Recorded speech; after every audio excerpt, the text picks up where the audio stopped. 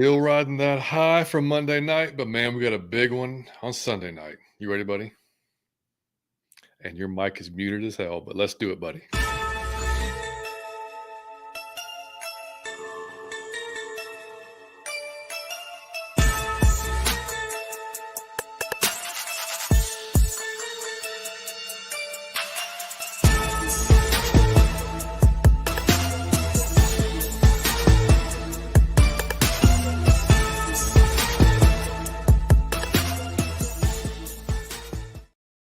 And welcome in, everybody. It is episode 183 of Out of Your Falcon Mind, Atlanta Falcons Fancast. My name is John, now with my co-host with his mic turned on, Mr. Mike Cottrell. What's up, buddy?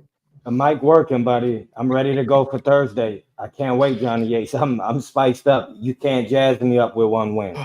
Man, dude, that's yeah, for sure. And obviously coming to y'all at another weird just time for us. So two in a row. You know, we were at what 3 or 4 o'clock on Tuesday, and now 5:30 on a Thursday. But just with our schedules, it's been a crazy week, and with the shortened week and everything, so we had to kind of just to get it in. We had to do it at 5:30. So we're probably getting people on the way home. If y'all are hopefully just listen to us. Don't be watching us while you're driving home or, eating dinner, whatever you might be doing. Appreciate y'all tuning in, man. I'll get to the chat in a little bit, man. Feel free. I think, dude, we're one subscriber shy of 1,600. And it really annoys me to look at 1,599. So somebody that hasn't subscribed, just click on subscribe, damn it. Like, what do you do? Just click on subscribe. So what are you waiting on? Yeah, if you're on Twitter, feel free to comment as well. That will show up in our feed. If you're listening to us back on Spotify, iTunes, or wherever you get your podcast, make sure you drop us a 5-star review. Much appreciate it. We have merch. I'll put that scrolling along the bottom of the screen that you can always, if you want to support the show that way, more than welcome. And I'll also put it in the description of the video.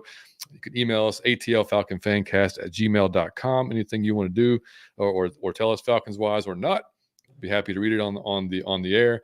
And now that the business is out of the way, we have a special guest to help us, talk about the Chiefs and recap. Just finish out the. Before you bring him in, John, I just want to say this, man. I really do love y'all because y'all are the Cordell Stewart of listeners. Because Cordell Stewart, me and John come at random times. We come with random shit. It be all type of shit happening. It might, like, the mics might work, the internet might go down. It might be 3 o'clock on Saturday or 7 on a Tuesday. We might have the team colors or a tie-dye shirt that has nothing to do with the team, or I might make something that makes nothing to do with football. You guys rock at y'all have to be like a cornerback with us, and I absolutely appreciate y'all for it and love y'all. Y'all are the Cordell Stewart of listeners. I love you. It's hilarious. Yes, I agree. And also, all right, so finally, we have a special guest, our buddy coming back to the show, Mr. Stephen Harrah. Steve, what's up, y'all? I'm excited. What up, man? Thanks for inviting me up. Phenomenal week to be a Falcons fan. I think we're all on the same page there. Oh, yeah. I don't know. I couldn't sleep. Dude. Man, it was like Christmas, and they paid like Christmas. Oh yeah, it was super exciting. No, it took forever to go to sleep. It was, which was, for a good reason, and unfortunately last night, dude, I'm going on like 3.5 hours of sleep because my dog, and I don't know if this ever happened to y'all if you have a dog. I mean, obviously, Mike, I know you got Biscuit, but he ate something stupid and jacked up his stomach. Woke up at like 1:30, woke up at like 2:30, woke up at 4:30, taking him out, walking around, doing laps around the yard, and then waking up at, like whatever time in the morning. And so I'm exhausted, buddy. So this Biscuit had to happen to me. No, you got your coffee in your hand right now. Don't this is a full pre-gym right now, buddy. Man, if it was a parlay for that, I'd be rich. But no, man, dog, he actually has a section in the house that if I'm asleep, he go pee and shit on. It's a specific blanket, so he don't even bother me when that happens. He go take. I'm telling you, he a grandpa. I got a baby dog that's a grandpa. Like the only time he's mad is if I'm loud or the music is loud. It's an old man in a little dog, dog. I'm telling you, it's just weird. Jay Black, what up? Rise up, just showing support for the channel, man. We appreciate that, buddy. Hit that sounder, Mike. Call them to it. But John, is he fine now, or did you have to take him? Oh no, he's fine. He just ate something stupid. He's yeah. I Feel mean, better he's things. We can't. it's one of those like 24-hour things. Just takes a while to get out of the system. You know, Yeah. like he'll go out there, we'll play frisbee or whatever, and then he'll in between he'll just snag something off the Yeah. ground that could be a weed or whatever. You know, he's just I don't know. I mean, they're yeah, dumbass sometimes, man. But J-Lac, man, appreciate that super chat, buddy. Thank you, man. Man, I still got to get that sounder, but Mike, you're Jay Black, we appreciate you, buddy. Rise There up. it is. This is better than the actual sound effect. I like I'm that. telling That's what you, I'm man. saying. I don't need electronics, man. No, One we're man good. We're band. good. Let's do it. Yeah. So last time, Steve, I don't think the last time you were on the show, I don't remember, dude. I think it was it before or after Smith was fired? I think it was before, right? It was Was it before after? we hired Raheem. I want to say it was like 2 weeks before we hired Raheem. Okay. All right. Well, we wanted to have you back on multiple reasons. It's been a while, number one. Number two, you've moved now. You're no longer a resident of New Jersey. You're down south now, right? Yeah, I'm in Mobile, so it's nice for me, being able to drive, back to Georgia kind of whenever. It's a 5-hour drive, so it was a big summer for me. Got engaged. That was super exciting. Congrats, buddy. Congratulations. You need a sounder for that. It's been an exciting summer for me. Big stuff's happening. So I'm happy to be back on. I was hoping to get on kind of around the draft time. Obviously the Penix pick, just took me by surprise, but somebody I liked. So I was hoping to get on back then. We won't retread all that, but it was a fun off season for sure. Oh heck yeah! What jersey are you wearing at the wedding? Oh man, yeah, she's an Auburn fan, so she might annoy some of them Georgia fans. What's the favorite thing about Mobile, and what do you not like about it? It feels like cheating, but the favorite thing so far is just being closer to home, man. Being able to see family, attend events, do stuff like that. In terms of the actual city, where I was at, New Jersey was kind of like retirement town, so there wasn't a whole lot of things to do. If I wanted to do anything, I had to go all the way to Philly, and Philly is a nasty ass city. I can say that because we beat them this past week. Get out of here. But in terms of what I don't like, it just rains all the time here, man. Every day there's a freaking storm. No matter what happens, I like to play basketball in the morning, kind of with the group I work with, and we play outdoors. So sometimes we just can't. So it's a little bit frustrating there. But overall, Mobile's been really good to me so far. Loving my work, loving everybody I'm working with. So it's been a good vibe. Yeah, and so we all don't know, Steve's in the Coast Guard, which is why he was moving around. So yeah, been in the Coast Guard for a while. Yeah. So but also self-proclaimed kind of film nerd, which we love because y'all know, like I've done the 22, and like I said last show, and I was very vague about it for a reason. I don't know that I'm gonna be able to get to it this week. I worked like 13 hours yesterday. Today's been nonstop. So like I don't know that I'm gonna. I've watched like the first 10 minutes of it. As far as I've got, but Steve did a freaking fantastic video so far on the offense. If y'all go to his channel, is it that? Yeah, at Harrah ATL. Same as my Twitter handle, Perfect. At Harrah ATL, you can see that he breaks down the offense perfect. And I think you said you're working on defense now, right? So yeah, hopefully have something up tomorrow. It takes a little bit of time to work through everything, but it's definitely fun reviewing. Steve, so I haven't got a chance to talk to you in a while, but I had a quarterback question. I wanted to know he's like a quarterback guru, y'all. So that's why I say these. I want to ask him, Steve, is Desmond Ridder and Russell Wilson salvageable, or you think they're like done? Has Desmond Ridder the feeling he's just not a good quarterback, and is Russell Wilson done for? Like, what do you think? Yeah, unfortunately, I think Des. Just reality is your third round pick. Do I think if he got another 20 starts, there's a world where he turns into kind of like a league average, slightly below average quarterback? Maybe. But reality is you're not good enough to earn those starts, so you're not going to get them. So I think his time as a starter is over. I think he'll be a fine backup. And then Russell Wilson, I'm kind of a Sean Payton hater from his Saints days. So, it's beautiful for me that Sean Payton filled with Russell, kicked him out of town. He's got Nix in there. No disrespect to Bo Nix. But I kind of like seeing him fail because I hate Sean Payton. So, I think Russell Wilson's probably not getting the starter job back if Justin Fields keeps winning. Not that he's doing anything amazing, but if you're winning, you're not going to get benched. This is usually how the NFL works. Isn't it be funny, dude, if he starts the entire season? Like, that's like that was the dream for Falcons fans. Right. For a ton of Falcons fans, it's like, hey, why don't we just, we talked about drafting him. We didn't draft him. And because, Smith never said I didn't want him, but, it was kind of obvious if you wanted him, you would have took him, especially when we needed a quarterback at that time. But Matt was on his, it was perfect timing. But anyway, as if he funny as hell if he finishes out the season like that. But, yeah, man. John say that. And I love you for that, buddy. John wouldn't say it. I love you for that, buddy. It's so hard you served that point. about Maddie. He couldn't even bear stuff to say. No, Yeah. I know. The movie I couldn't. I love Not it, at buddy. all. Not at all. Well, one reason we wanted to have Steve on too is, like I said, he other than like Mike just said, quarterback all 22 review, and clearly watched plenty of Chiefs stuff going into the Chiefs game. So we'll dive all into that stuff here in a little while too. Let's jump in the chat real quick. Say hello. The Electron said, "Let's go, team. I'm in the band Sunday night." Yes, we need you there, buddy. You got to go crazy, Birdo. 5:30, huh? I love it. Rise up. You got to be a cornerback. We're just getting there when we can, buddy. Liam, what's up, buddy? What's going on, dude? All right, Carrie, what is cracking? Carrie said, "Falcons fam, John and Mike. It's been so long. Sorry, I've been MIA. I've been catching. Hey, she was at the game, y'all. She said I've been catching the replays though. No, she's at the first game. The first game. What a win on Monday Night Football in front of the world, in front of the nation, Carrie. Let's do it again on Sunday Night Football. Imagine that, 2 national games in a row. Oh, they would have to talk about us all week. I would love it. That'd be amazing. Well, Carrie's been busy too, man. She's on one time now with Jack, so make sure y'all check Shout her out to Carrie, man. Doing awesome over there. Marlon, what's up, buddy? Good to see you, dude. MC said, out of your Falcon mind. Chat, what's up? John, you know what's we going doing on? good. We excited for Thursday. That's Big John. What's up, fellas? Chris, it's a mid-afternoon blessing. Look, that's why I like the random time, because it just make it more fun. Yeah, that's true. The West Coast folks, easier to check it. Yeah. What's going on, Lisa? Checking in and still riding that Monday night wave. You and me both. I know we have to turn the page, but I will do that on Sunday. I'm turning the page at the the second is kickoff. I'm waiting until then to turn the page. Terry said after that Sunday Night Football win in Philly, I was so hyped and happy I didn't fall asleep till 3:30 a.m. That was that adrenaline, like he was on the field. And I had to be up for work at 6:30 a.m. I was exhausted. Listen, here's how much faith I had. I took off the next day just knowing we was going to win and I was going to want to stay home. True story. Got to sleep. Faith is rewarded. Thank you, God. Absolutely. Brian, what's up? Brian said, what's up, John and Mike? Good to see you, man. Zay in the bag. What's going on, dude? Good to see you too. Zay in the bag, fellas. What's up?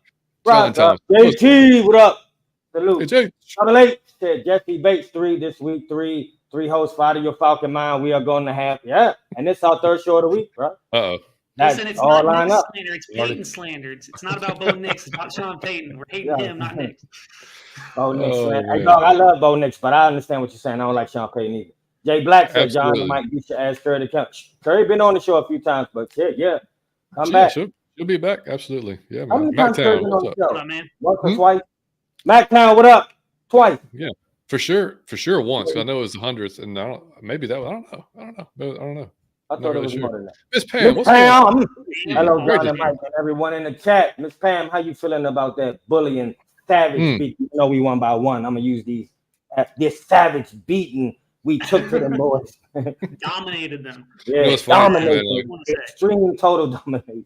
It's funny too to see some of the Twitter just back and forth this week too with something. I haven't gotten involved with it, but just seeing some folks, man, it's just hilarious. Like seeing some of the Philly fans like get pissy and just throw 28-3. That's what any fan base does to us. If we beat them, it's just like, well, here's 28-3. Like, dude, find something else. Like, we really don't give a shit anymore. That's like, why did the chicken cross the road at this point? Like, I don't even. I was like, dog, I heard that one like 200 times. Like, I'm good. Talking about celebrating the game real quick. Vale, what up, Vale? He was a big Philly fan. I love how we bullied them all game. He hit me up during the game talking nonsense at me. Right as they got that little push for the first down, started yapping at me. He got it right back. That was one of the best feelings for me. I hate when people hit me up when my Falcons are losing, man. I'm like, shut up. Like, I'm going through it right now. I don't need your commentary. But coming back like that was fun. Steve, as soon as I started talking shit back, man, everybody had to work in the morning. The minute I started going, it's like, man, I gotta be up. Oh, now you gotta be up. Here's a question for you, Steve. Would love to know your thoughts on Bo Nix. Since I love Bo Nix, you're a film guy. I had someone tell me he's the best QB, and that's what I thought. Kerry, if I'm right, I get like at least 2 cool points for that. Yeah, but he's wild. I don't like, trash talking these young quarterbacks. It's hard lead to adjust it, and I've been wrong plenty. I wasn't super high on Bo Nix, just to be honest. I think, he still has a chance to adjust, because he's in a good system that can maybe use his strength. I'm talking trash about Sean Payton. I think he's a good coach. I just don't like the guy. So Bo Nix has an opportunity to adjust, but I don't know if I would ever rate Bo Nix, Penix, Jaden Daniels above Drake May and Caleb Williams. Those are kind of my two guys in the draft that I thought were amazing quarterbacks that, anybody's taking those two. So we'll see what happens. But, good luck to Bo Nix. Hopefully Sean Payton gets fired and he's able to improve after. Well, that's the thing, dude. Like a lot of these guys, we're not going to know until 2 or 3 years down the road, like how they really are. Because this rookie year, I mean, unless you're just the anomaly, the CJ Stroud, whoever you want to put in there, not many guys hit on their very first year. It's going to be a struggle. Jay Daniels has played really well so far. He's probably I guess been the best if you want to say, those rookie QBs. But Mickey Mouse offense over there. They just throw a lot of screens and stuff, but you can't control the system you play in, so I'm not going to punish him for that. But he's definitely playing pretty well over there. Yeah, for sure. And like you said, the system makes all the difference in the world too. If it's not a good system for that quarterback, it can just destroy him, and hold him back or whatever. So who knows? But yeah, I mean, we'll just have to wait and see. Lisa said 28-3 didn't help them on Monday night. Not at all. Not one damn bit. That's the whole joke at this point. Not one damn bit. Matt Town said Ben wanting to beat Philly ever since Julio mugging in the end zone. 2018, yes sir. Man. Terry, I haven't been watching the Broncos, but his numbers don't look good. No, his hasn't played well. I dropped him on fantasy. Jones Bones. This guy knows ball, just so everybody knows. This guy knows ball. Pre-game coverage, and we win. We reserve the right to be most obnoxious fan base in the league. No, yes. Yeah. Dude, Philly's obnoxious like 90% of the time of the year. Like, yeah, y'all can deal with it for 1 week. I'm on record saying I don't really care about broadcasts that much. Like, they don't really affect my enjoyment of the game. A lot of people complain about, the casters or whatever. This is the one exception because, dude, they shoved Jason Kelce down our throats. It was constant Eagles talk. I was like, there's another team playing here. Like, can we talk a little bit about us? So that made it even sweeter. And it don't matter what he talked about. He took the Philly angle. Like, if we broke on the pass, he'll say they threw a bad pass. He just kept talking about Philly. I was like, damn. But, hey, you got to change that from now on, buddy. Slowly but surely. Lisa said, shout out to the Falcons fans who made the trip to Philly. Hey, y'all the bravest people on the planet. Did you see the guy doing the video? Have y'all seen that clip? I don't know if you probably have. Did you see it? He's just going off. Dude, it's hilarious. You'll have to see it. He's just going off, like talking all kinds of shit. And like, I know, black dude, I know he's making a bunch of those white folks feel super uncomfortable, but it was funny. They throw beers on you, nachos, like you gonna have to fight in Philly. No, they were quiet. They were quiet. They were just sitting there listening to him like, we're just taking it. They were like, no, that's it. But it was so damn funny. God was with us on Monday night, buddy. I'm telling you, in the stands on the field, he said, Mike, not trying to be biased, but I thought Penix was the best. I hope you're right. That'd be great. I'm all about being wrong here. That would be fantastic. Penix be the best quarterback. I'd love it. Mm-hmm. Double H said, hit that like button, y'all. Hit it twice, unless that unlikes it. Then just hit it once. Right. Yeah. If that case, hit it 3 times. Yeah, exactly. Then 3. Okay. Well, that's Mike says Penix has the same amount of TDs as the other rookie quarterback. Mike is really making. I think that's Mike Penix. Hey. He is really making this case. Terry said, John, I had one Philly fan literally spam all my posts 20 or more with 28-3. Yeah. Wow. Needless to say, he's blocked. That's so dumb. They be sensitive. JT said over under on the Taylor Swift shots. When I say 7. I'm going to go over. I'll go over 7. And, it depends. I think if we're winning, you won't see as much. But if we're losing, then, it's, I don't know. Dude, so Falcons are going to control this one. I don't really – I've seen both Chiefs games this year because they've been televised. But, I don't really – I don't care about that whole situation one way or the other. But every time Kelce does anything, she acts like he just won the Super Bowl. Yeah. Have you noticed the reaction? It's like, oh my God. Oh my God. I'm like, he's done this for a while now. Mm-hmm. I mean, it's cool to be excited, but I'm like, that's a little bit overboard. But maybe that's just me being an old man. I don't really know. But I love it. Alberta said I'm making Philly cheesesteak subs right now. Yes, sir. Yes, sir. MW, what up? MW, Lieutenant Michael Ward, what's good? What's Bro talk, say, yes, sir. What's good, man? Yeah, good to see you, man. Mike said Philly overrated. The whole city and the team. I've been there 3 times in my Falcons gear and nothing happened. I live 1 hour from there. See, he had that. Yeah, he was going. He had something on him. I could tell in the tone. He was ready for war. See, electrician 42-0 Falcons. Now you're talking my language. Now you're talking my. Chris said, I don't know who to thank, but living in Oregon, I've seen the Falcons on national TV 3 weeks in a row. I absolutely love it for you, buddy. Crazy, isn't it? It is JT JT. said It is. it's annoying. D, what up, D? What's up, fellas? We got us a dog fight in the bands, but the Falcons would pull it off this dub as long as we hold down our containment responsibilities. That's gonna be a big one. You said something there. Yeah. King for Richie sure. said, "What's good, fellas? Philly fans still mad. Man, they're gonna be mad to the next time we play us. I mean, to the next time they play us. I want them to be just pissed off so bad, and I want the team to be so pissed off that they just go kick the shit out of the Saints. That's exactly what I want to happen, and then they can be happy as they want to be. Thanks Because for posting about the Eagles Locked On podcast. Did you listen? I tuned into it. It was so funny. Y'all are wow. Mike, I'm telling you, buddy, you gotta listen. At least the first y'all 15 They're minutes. just so mad. It's beautiful. Yeah. Like, But like, what are they saying, Steve? No, one dude keeps it kind of like, you know, relaxed and kind of chill. The other dude comes in and just pissed. And he's like, man, Sirianni's useless. I mean, like, he just goes off on Sirianni. He goes off on just, I called him a fraud. I mean, dude, it's like stuff you never hear Aaron Freeman say. Let's just put it that way. Yeah. But it was freaking hilarious, dude. Like, yeah, you gotta listen to it. Yeah. All right. Steve, let's finish up on what you took from that Monday night game, man. Like offensively, just good and bad. What did you see from 22? Anything at all?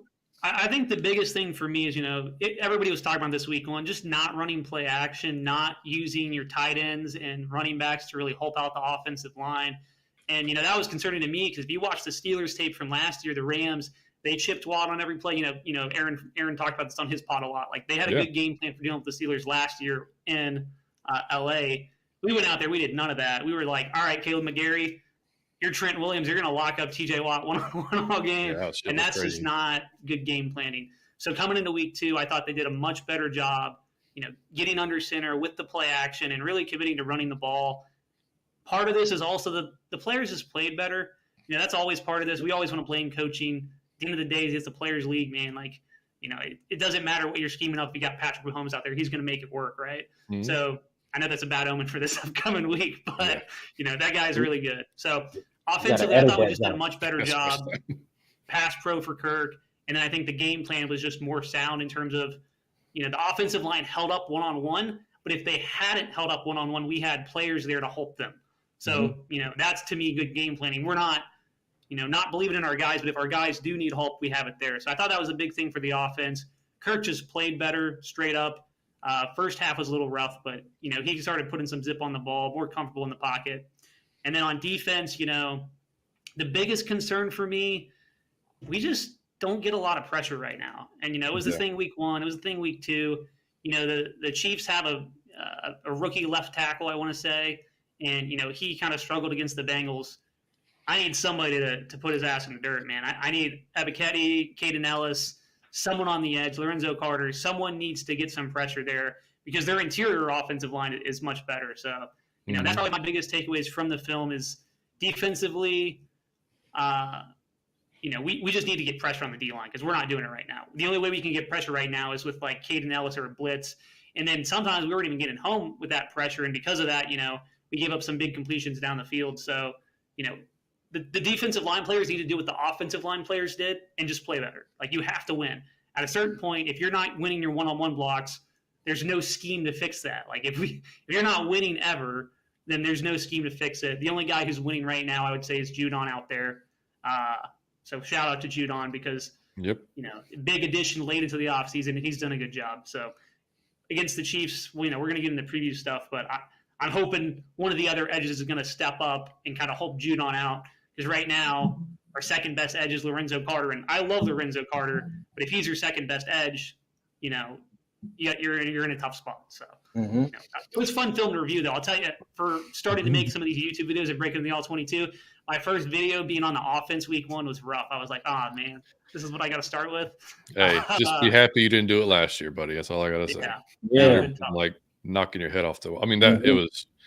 Yeah, I started during the Minnesota week, and that was not a good idea, and it just got worse. And there was this occasional good game here and there, but it wasn't good. And yeah, like you said, like it was what we talked about too on the recap. It was, we got to get this consistent pressure because I mean Jalen's a good tune-up for Pat in the fact that they both can get outside the pocket, they can both run. Jalen's obviously faster, I think, than Pat is probably, but I mean, if you leave Pat in there that long, he's going to do something. Yeah. And I mean, you've heard the players talk about it. Like there, I think Jesse mentioned it. I know Caden mentioned it. Like there's the actual play that they call, and then there's act 2 of that play, which is when that play breaks down or if that play gets every extended. play. Yeah, what happens then? And whether it's Kelsey, their connection or whatever, or he gets outside the pocket and throws it behind his back, through his legs, behind his head, whatever, to find somebody. It's just he does just crazy shit. And and I don't know. It's, and like you said, the opposite edge from Judon. That's what's been the issue, and it's been. Lorenzo's never been a great pass rusher. He's always been a good run defender. He can intercept the edge, stuff like that, no problem. Ebiketie, I mean, what are we on? Is this season 4? Is this season 4? Season 3, ain't it? 3? Is it 3? I don't remember. I think it's 3. Yeah.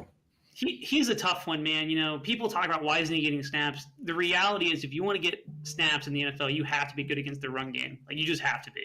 And Ebiketie is not as good as Lorenzo, and he's not so much better of a pass rusher. And that's what really kills him here. He's not so much better of a pass rusher than Lorenzo Carter that it's worth it to have him out there all the time. If he was tearing it off the edge, getting 12 sacks a year, whatever, you're like, okay, we can deal with you being a little bit, below average against the run. But since he's not that sort of pass rusher right now, maybe he unlocks something. It makes it hard for the defensive coaching staff to say, hey, we're going to get out there and, we all watch the same game. The defense made enough plays to win, but I'm not going to sit there and lie to your face and say we played the run well. We got whooped. As much as we whooped them in the run game on the offensive line, and Chris Lindstrom was awesome, and Dahlman was awesome, and Bergeron stepped up, they killed us on the ground game. So it's hard because the Chiefs ran it a lot last week too. Pacheco's down, but you could see them try to get going on the ground. And if we're having the same issues, if you want to beat Patrick Mahomes, you're certainly not going to beat him when his run game's working. You know what I mean? Like, right. You got to make it one-dimensional. Yeah. I mean, and looking at that's just the pressure rates, okay, and snaps. All right, so like snap totals, you're looking at the 3 top guys who's played every play: Jesse Bates, Caden Ellis, AJ Terrell, 134 snaps. Okay, what's his name? Ebiketie's had 45 snaps. So clearly not that many. He's in there, again, for pass rushing cut situations. And I think I could be wrong. Have you seen him drop into coverage a few times? Yeah. So usually when we're doing that look with Troy and Ellis, and sometimes Ebiketie's out there, they're sending Ellis and then they're dropping back kind of into the zone. They did something with that week 1, I say, that worked out pretty well, where they dropped Ebiketie as like the middle hook player. But yeah, they've been dropping him into coverage a little bit. They also did it with Judon, and Judon, it was some sort of like below 5 yards. You're allowed to touch the receiver. So Judon just popped the hell out of whoever they had coming on a crosser. I love to watch that. That was fun to see on the tape this week. Yeah, I have to watch that. And see, Lorenzo only 70 snaps. And but what sucks is both of those guys have a 0% pressure rate. So not ideal for your other end. And I mean, just our leader, if y'all are curious, is Grady Jarrett, 11.9%, and then Eddie Goldman is 7.7, only with 56 snaps. Matthew John, 7.7 as well with 86 snaps. So that's our top 3 in that. But yeah, I mean that's a concern, man. We've I mean, it's just, imagine if we had not went out and got Judon. That was my biggest concern going into the season, and that's why I was worried. Leading up to that move, I was like, we are really banking on Ebiketie stepping up, and we don't have a backup plan. Since you got Judon, you have a backup plan, right? Like, you can kind of trust him to be, a pretty good edge rusher. Where beforehand, we'd be talking about how we can't get any pressure at all. We would have, maybe 1 sack. I think we had maybe 1 sack that he wasn't really responsible for week 1, which was the Grady Jarrett swim move. So, we'd be in a tough spot. So I got a question for y'all, for both of y'all. Do y'all think that pressure thing, that pressure issue, is that something y'all feel like can be jailed into improvement, or is that something if you lack the talent for, it's just no going around lacking the talent for? I mean, yeah, you definitely have to have the talent for it. But no, I think if you can't, because we were not getting any pressure with like our 4-man, right? Like, it was really not happening. I mean, as far as like substantial pressure, like Jalen had all day. If we did a few times, I think we ran past him. We got out of our rush lanes, letting Jalen got loose, and that wasn't good either. So, whether you're having to manufacture it through stunts or blitzes or whatever, that's so you think it could be schemed into to cover. Yeah. Or you think it's too it's almost it's almost like Dean Pease. Like, Pease always said, I can Pease man, you can give him anybody. He was going to think of something. Right. Well, he always said, it's easier for me to manufacture a pass rush than it is for me to cover, for whatever. So yep. And so in some of those times that Jalen's sitting back there forever is because our coverage is so good. Credit those guys on the back end. They're doing a good job. And I already said my apology to Mike Hughes and AJ, and both of our obviously badass safeties are doing their job. So it's something that they're going to have to scheme into it, because so far 2 games in the front, those 4 guys, and we haven't seen a ton. I don't think. Correct me if I'm wrong, Steve. With that penny front, have we seen a whole lot? We haven't seen a ton of that yet, have we? Not a ton. So what they're kind of doing is they're running, with their 4 linemen, and they have Ellis up on the line, which is sort of penny-ish, and they'll usually drop him out. What I'll say is kind of backing me up here in terms of getting pressure and scheming it. From what I've seen through 2 weeks, I'm not all the way through all the Eagles defensive tape just yet. I kind of gave it an initial walkthrough. I'm watching it again to kind of break it down a little bit more. But from what I've seen, usually when we're getting pressure, Caden Ellis or Troy Anderson's involved. Troy was slamming downhill on blitzes week 1, did a really good job. I want to say on that final sack we had against Fields week 1 against the Steelers, he really organized that by just blasting the running back. And then on the final play we had against the Eagles, we've all seen it. It's Caden Ellis on the stunt, getting in Jalen Hurts' face, and he throws the interception. So, I don't chart pressures or anything. If you want to chart pressures, talk to Aaron Freeman. Yep. He does that stuff. But as far as I can tell, just watching the film, most of our pressure's coming when we're sending 5. And luckily, like you're saying, our secondary's good, so you can send 5 and hold up. But at a certain point, you're going to come into some offensive receiver rooms where it's going to be really hard to hold up. I don't think the Chiefs are that necessarily. I'm not going to disrespect the receiving corps. Like, they got Worthy and they got Rice. Disrespect them, Steve. Steve, disrespect them. Let it fly. Lock them up. Yeah, I'm telling you. And a lot of folks were concerned about the rush, our run defense on on Sunday. And looking at what I've seen so far, and Aaron talked about it too on Locked On, and it makes sense. They're in 11 personnel a lot, which is a three wide receiver set, right? So, and that which basically puts us in nickel a lot. So you have lighter boxes, that's one thing we were complaining about early in the game. Was like, man, get some more guys in the box. Well, they were setting up with 3 wide receivers, so you typically don't do that. So with their offensive line and Saquon Barkley, you can afford to do that. Skipping ahead, Isaiah Pacheco's out. He's injured, so they're going to have a backup in there, which we'll talk about him in a few minutes as well. And they signed Kareem Hunt. And we don't know if the man wasn't even on a practice squad or anything. So he's just been chill. I'm sure he's been working out, but and obviously he played for the Chiefs, 5-6 years ago. So I'm sure he knows the offense, but still, like, you walking off the street, I don't know if he'll play this week yet. Hey John, man, what happened to Clyde, John? Who? He was over there, like Clyde Zalel or whatever his name was. Yeah, I don't even know where he's out. He's gone. Yeah. Man, they should have kept him. They should have called it. He already know all the plays and stuff. They got the rookie who's name is Carson Steele or whatever. Carson Steele, yeah. How do you forget that name? Yeah, Carson Steele, and then Samaje P. Ryan is their other guy. Okay. He's he's more of a filling back. Yeah, they're not in desperation mode. I thought it was like go get somebody off the street. Yeah. They are the Aints. Yeah. I actually prefer the Taints, to be honest with you. Taints. I love it. Hey, anyone you want to go with is fine without your Falcon mind. Yeah, I gotta go for that. I didn't mention this at the beginning of the show, so I'm going to do it now. Last year we did it, and nobody won it, and we started it later in the season. So if y'all predict the score right, whoever predicts the score right first, and this is the rules, so don't come at me. This is exactly the rules. It has to be commented on the video, so like it can't be in the chat. So on the video, like after this thing is done, you go into the comments. If somebody predicts the score right, we will send you an Out of Your Falcon Mind t-shirt. Assuming that you want the t-shirt, we'll send it to you. So, but it's got to be the first person. If it's 3 people get it right, whoever the first person who posted it's going to be the one who wins it. So, just so y'all know that. So, put the score prediction that y'all have for Sunday in the comments, and possibly win a t-shirt. Okay.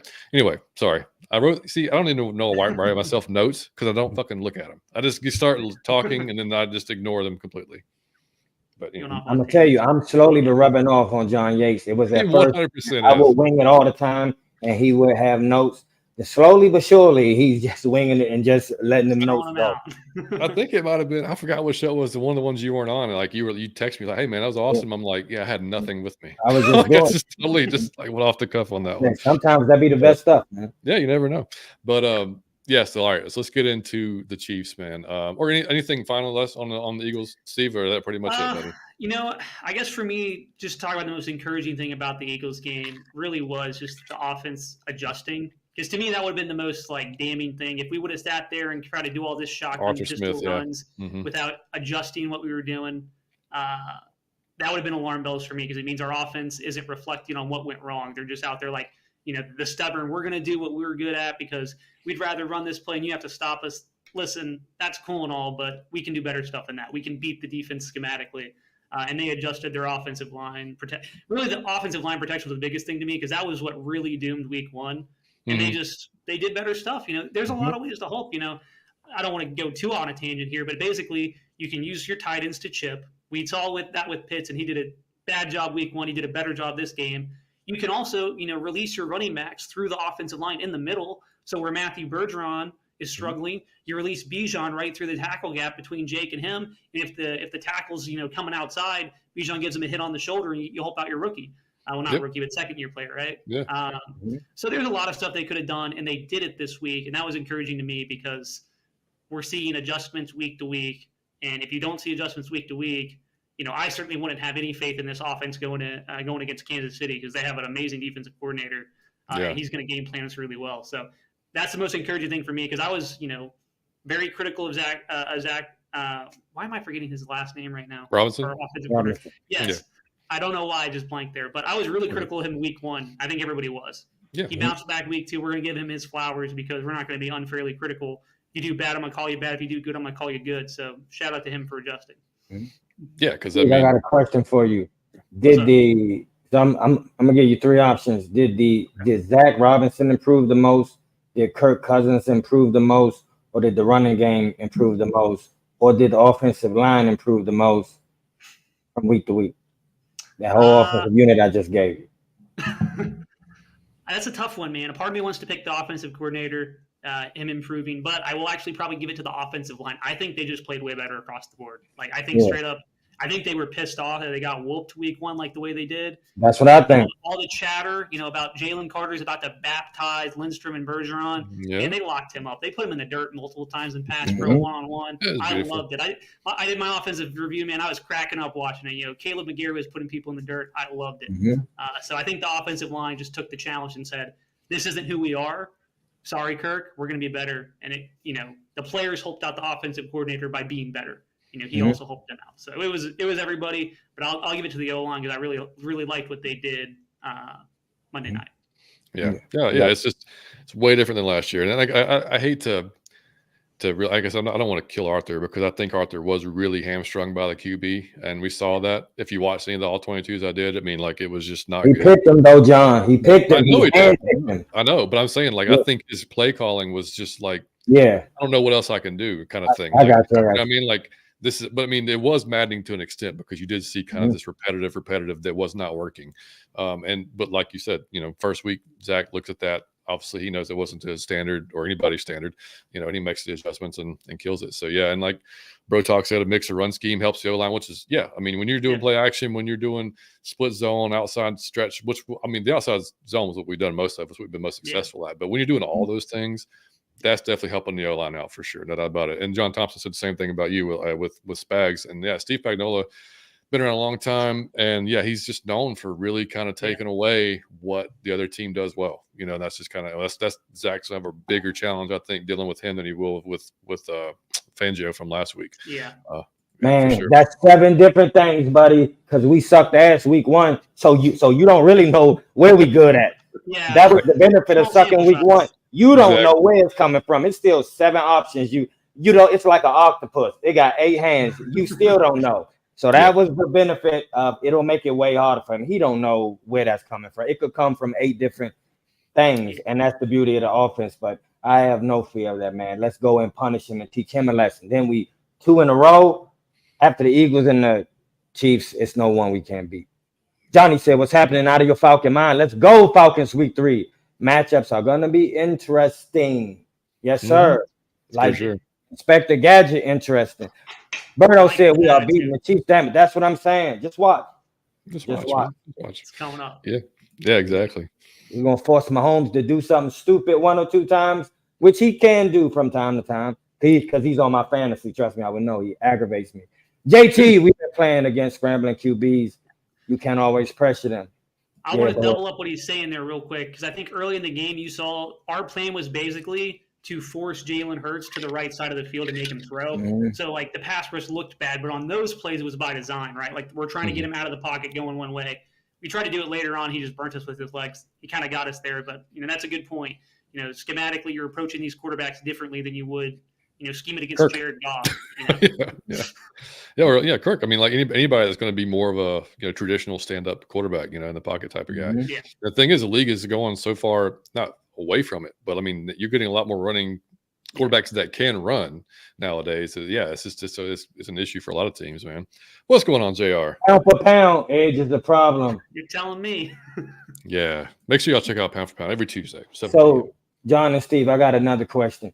Do y'all think that there will come out a college quarterback that is so proficient from the pocket passing that he can be a statue and he'll still go into the league from here on out?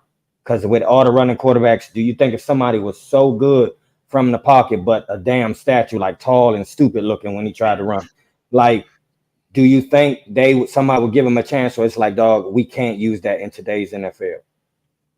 I'll take it first here. I think if you did have someone who came out there who was Peyton Manning-esque, could do everything from the pocket, some team's going to take a flyer on them. Like if some team's going to say, we believe in this, we'll give it a shot. It's not like these statue quarterbacks are totally failures in the league. Like Jared Goff is pretty good, right? Kirk Cousins proven, even later into his years, he can still play. So there's examples, but I think the bigger issue is like they just don't train that way anymore. Like quarterbacks from the day they want to be quarterbacks, they're taught how to make these throws. So really, it's not so much that the quarterbacks are more athletic. Now they are, but more so what I'm trying to say is they're trained to be that way. I got you. You were not getting out of the pocket. You were not looking to run. You were sitting back there. You were going through your reads. Nowadays, they're trying to make sure you're athletic so you can break the defense when the defense is right. So if it ever happens, they'll get drafted. I think it's going to be hard to find those kind of archetypes going forward just because that's not what the league's looking for, so people don't train that way. Mm-hmm. Great point. See, that's why I like talking to Steve. Steve say, that was good. That was good. That was good. See, I'm going to repeat that point, and I'm going to not give you credit. I'm going to say I thought of it when I retell it to somebody. No, I'm kidding. But no, great point. I didn't know they was – because you're right. Probably from children, they're taught to scramble and all that now, so they appear more athletic, more fast, and everything. So, damn, okay. Great point. Yeah. And Berto is asking, like, where's Zach Harrison? This is a damn good question because he's only played 25 snaps and kind of a mystery because he did play quite a bit in the preseason and might be hurt. Was originally listed. Was he listed as a starter originally? I know that's up in the air, but I mean, like, I don't remember. I don't think so. I'll say with him, the thing is, I think he projects more as like interior player, which is where we're strong on the defensive line. Right. I'm hoping if, the edges keep kind of struggling the way they are, maybe they'll just throw him out there. Easy to say here from my chair where I'm not, going to get fired if we lose a bunch of games, but I would probably throw him out there at edge and just see what happens. Yeah, 100%. And I got to 100% agree with Jones on this one, man. He said Green Bay ran it 53 times on Indy this past week. We need to do the same, at least 40. Yeah, with those two guys, and that's the best way to. And Joe Talk said it too. I mean, it keeps Mahomes on the sideline. Whatever you can do to keep that was my main point. Yeah, that's how you get him on the sideline. You don't have to scheme up defense if you just keep running that ball. You just keep him on. Just give him 3 opportunities while we get more. Keep him on the side. It's no stopping him, dog. You remember when Michael Jordan played and they caught that coach on the side and he was saying nobody can stop him. Like, we can only hope to contain him. Man, when they caught that on camera, like, no one can stop him. We can just hope to contain him. That's really Pat Mahomes. And I'm a Falcon fan saying it's no stopping him. So you can only hope to contain what he's doing and just limit it. There's a reason he's talked about is some people's already saying he's the GOAT. Before, I mean, it's real, you know what I mean? So, there's a reason for it. And Berto says stick Troy on the outside and roll with JD and Ellis in the middle. That might work. That's Yeah. possible. What are we got to do to try to get pressure, man? Because it's rough Man, he right should have now. a suggestion box. Yeah, We gonna whatever. need it. Mail it in. Yeah, man, we gonna need it. He need to look at all of them like a fortune cookie. Like, yes, Yeah, some that'd of be them. ideal. That'd be all. Matt Tunsil missing Landman. Yeah, and you know what? And Aaron brought up a great point too on Locked On, missing DeMarco Helms too, dude. And I mean, as somebody, you know, Yeah. he hasn't been here because he got injured early on, but like, yeah, I mean, if you got that guy up in the box too that can play the run, yeah, I mean, that's definitely, you're missing both those guys, 100%. Looking at the injury reports, we got great news. Tyler Algier, full participant today, which is awesome. Yes, we didn't know what my guy. Yeah, man, he's a show favorite. We didn't know what he did. We knew he limped off the field against the Eagles. Apparently, it was a hip injury. But like I said, limited yesterday, full participant today. JSW was limited today. I hope he's back. He's been having this quietly really good season. Mm-hmm. So I would love to see him play on Sunday for sure. And Taquan, he was limited yesterday. They didn't say today. It was not injury related, but he rested on Tuesday. And Antonio Hamilton was full participant in him, which he'd been limited with the groin. So that's great news. Looking at the Chiefs, pretty much nobody's hurt except for the big ones. Isaiah Pacheco out for 6 weeks with a broken fibula. There's a few, like Xavier Worthy had a quad, but these are all full participants. Nobody was missing any time or anything limited or anything like that. So that's nothing no advantage one way or the other there, except for, like I said, the biggest one. But Pacheco, man, like, he's so important to that offense because, I mean, if you've got Pat who can do whatever he wants with his arm, and you got Pacheco who's just pissed off every time he runs the ball. He's fun to watch run the ball. So I'm not even a Chiefs fan. I just like watching him play. I do too. He's one of my favorite backs to watch play, and that's what I told Mike on the last show. It's like I hate that he's hurt. Like, I love watching him play, but I'm not angry that we're not having to face him because that would have been a beast to deal with. And I mean, Carson Steele, he's a rookie, pretty decent. Yeah, I mean, he fumbled, I think, on a play last week, and like I said, they got Samaje Perine, which I don't think they want him to be the starter. We don't know if Kareem Hunt's going to be the guy. Like, everything I've read, they're not really sure yet. As far as the reporters go, they're not really sure what's going to happen at the running back. Carson still seems to be the most likely guy to do it. So we'll just have to wait and see. But so Steve, on their offensive, other than just the obvious, like, what do we have to do to slow down Pat? So I'll say with their receiving core, the big thing for them is we just got to be able to hold up outside with the corners and prevent deep throws. I think if we can prevent deep throws, we give ourselves a shot, right? Like, you can't have Xavier Worthy catch a 70-yard bomb on you early in this one. Like, you just can't let that happen. Now, how they want to do that, this is where the Pacheco injury might help a little bit, because usually you'd worry about playing kind of more deep coverages because they're just going to gas you on the ground. With them missing their running back, is that enough to kind of shift the ties, have our run game, kind of step up, prevent them from getting going on the ground, force them into throwing down the field? Because I was watching some of the film for the Chiefs offense. Pat threw a couple picks. One of them was like a cover two, two deep safeties. The linebacker underneath kind of jumped a route to Travis Kelce, was able to get the pick. So if we can get these kind of deep zones going and not get destroyed on their ground, and with that, if our offense takes over on the ground, that's what we're talking about here. Limiting how many times Patrick Mahomes is on offense and maximizing how long we're on offense. Kind of just play the numbers there. So I think the biggest thing is making sure AJ locks them up outside. He's going to probably be on Rice. And then Mike Hughes is going to probably match up with Worthy. That's going to be a fun one because I think Mike Hughes has played pretty well, but Worthy's really damn fast. And I'm just worried they're going to hit something, or they're going to send him on a jet sweep or something, and they're going to get a big run. So, that's probably the big thing for me in the secondary. And like we were talking about earlier, you got to take advantage of their left tackle. That's their one weak link on the offensive line. Even if you're not getting sacks, you need to force them to use a tight end to chip you or something. You can't just be out there one-on-one all day outside, and opposed to TJ Watt, where we're getting, Ebiketie out there not doing nothing. So we got to get somebody out there on edge making plays, whether that's shoot on Ebiketie. Someone needs to beat this guy one-on-one, because if you beat him one-on-one, it forces adjustments. It helps out your secondary, the whole domino effect. So that's kind of what I'm looking for. We got to be better on in the edge room. Yeah, I mean, you're talking about Kingsley Suimalatala, rookie, like you said. I think he got benched last week actually during the game. He might have. And I know he was getting he whooped. was getting hammered, yeah, and that was, it was, yeah, he was, it wasn't great. And then Ronnie Morris came in, wasn't a ton better. Kingsley's still listed as a starter this week on the depth chart, so good. I see my super. And dude, I'm spamming Judon at him all game. Better just run actions at him. So make him communicate with the other offensive linemen, run stunts, run blitzes, right? Like try to fool him. Yeah. So this is the game to specifically pick on your weakness because there's so much limit. Like whatever is weak, you go right at the weak. Then like you don't play around. You can't play around because we be down 21 points before. If you playing around at all, you can't play with them. So pick on somebody. We picked on the whole team last week. Let's at least keep the bullying streak going. Yeah. But bullying is fine sometimes. Let's at least pick on one person that's. Yeah, and if you watched the Cincinnati game, Trey Hendrickson was just giving him hell all game. Yeah. So we have our Trey Hendrickson and Matthew Judon. So go. Same thing, buddy. He played excellent. Yeah, and it's funny they actually have Piron listed as a starting running back, and then Carson Steele as a fullback. But that's even better. Doesn't mean anything, but that's just currently what it is. One other thing I'll say is worth mentioning. We're talking about the Chiefs' defense.